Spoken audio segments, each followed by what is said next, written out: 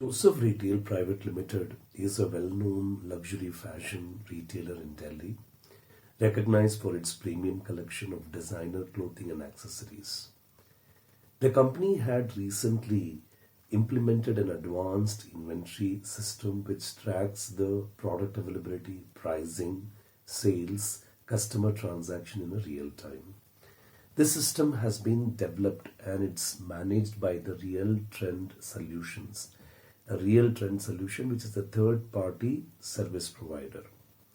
CA Roop, who is a statutory auditor, so he is the statutory auditor of the company of the Joseph Retail Private Limited.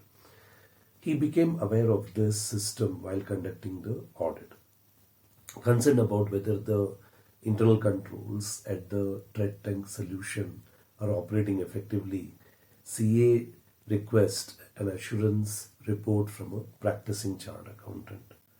So he wants an assurance report actually from a practicing chartered accountant regarding the description of the threat tank solution systems and the effectiveness of its control.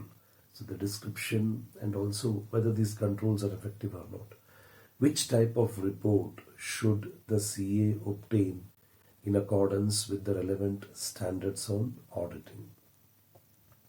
And what aspects whether the CA should consider while using such assurance as an audit evidence to determine whether the controls of ThreatTech solutions are operating effectively. So how he can use this report as an audit evidence. This is coming from the house of SA 402. SA 402 is a standard which deals with audit consideration relating to entity using a service organization. Again, I repeat, audit consideration relating to any entity using a service organization. And this is a question from March 25 mock test paper. Okay, so here what is happening is that the Joseph Retail Private Limited, they have engaged an organization that is Trend Trek Solutions, and Trend Trek Solution has designed the the various. It has designed a software or a program or a system. Now here, what the auditor of the Joseph Retail is asking that about this service provider, whether this application which has been designed, whether the controls are operating effectively and description. So he is highlighting a report on that. Okay. Now in this case, what has happened here, we are talking about the description, design and effectiveness of the controls at the service organization, that is ThreatTech Solution Limited.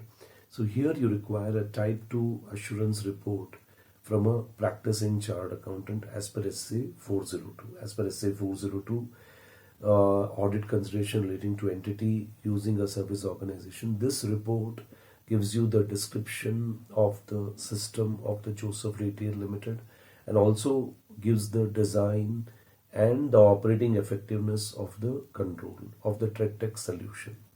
Type 2 report can be used as an audit evidence that the controls at the service organizations are operating effectively.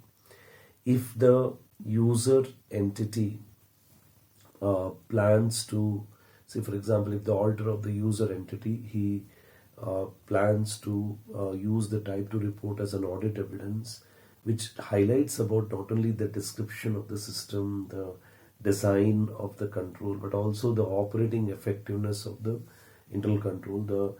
Here basically what happens here, the user auditor of the entity, that is Joseph Retail, he should evaluate whether the service auditor's report provides a sufficient and appropriate audit evidence about the effectiveness of the control to support the user auditor's risk assessment. So does it provide an audit evidence in this regard? That is what you have to check actually. So does it provide a proper audit evidence actually here? So is it providing a proper audit evidence in this regard? Okay. So here what he has to do, he has to evaluate whether the description, design and operating effectiveness of the control at the service organization is at a date or for a period is appropriate for the user auditor's purpose. So first thing what he has to evaluate that the description, design, and operating effectiveness of the control at the service organization. Say, for example, say any changes to the system. The changes to the system should be authorized. Is it properly authorized or not? That you have to check. So if you are bringing a change in the rates, if you're bringing the change in the discount rates, is it properly authorized or not? That we have to check. So fast moving inventory, slow moving inventory, all these things should be categorized in a proper manner. Okay, that's the thing here. The second thing is that determining whether the complementary user entity controls identified by the service organization are relevant to the user entity, and if so, obtaining an understanding of whether the user entity has designed and implemented the such controls. If so, testing their operating effectiveness. That's the thing here. So whether any complementary user entity controls identified by the service organization are relevant to the user entity. That's the thing here. So basically what happens here, service organization will provide certain reports, and whether these reports are generated. Say example, there may be a exception report on the wastage of inventory. There may be an exception report on a slow moving inventory. It may happen that manner actually also. And also evaluating the, what you can say, the adequacy of the time period actually. So evaluating the adequacy of the time period covered by the test of controls and the time elapsed since the performance of the test of control. So you evaluate what are the time period that is covered by the test of control. So means the test of control is performed by the service auditor. See, these reports, type 1, type 2 report is given by the service auditor. So what is the time gap? Is it like say a very old testing report has been done 3 years back, 4 years back? Then I cannot consider. But suppose say in current year or last year it is conducted, that I may consider. That's the thing here. And what is the time elapsed from the performance of the test of control? That you have to check. Evaluating whether the test of control performed by the service auditor and the results thereof, as described in the service auditor's report, are relevant to the assertions in the user entity's financial statement.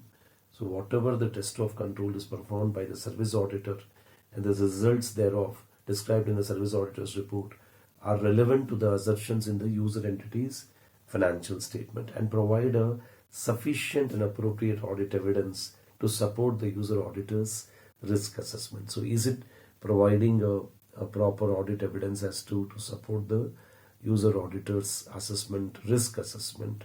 So this is how you have to highlight it actually, okay, by using SA 402, entity using the service organization. So by applying this standard, the user auditor can evaluate whether the report issued by the service auditor can be used as an audit evidence on the operating effectiveness of the internal control. I'll see you in the next video. Thank you.